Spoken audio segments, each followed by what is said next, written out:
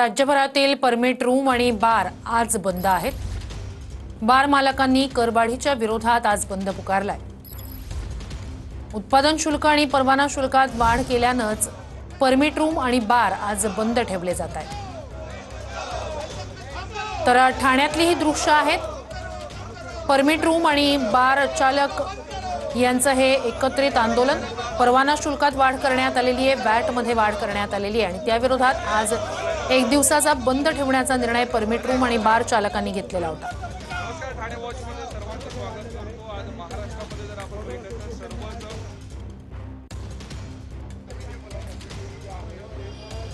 महाराष्ट्राबरोबर ठाण्यात देखील हॉटेल असोसिएशनच्या वतीने बार रेस्टॉरंट आज जे ते बंद ठेवण्यात आलेले आहे।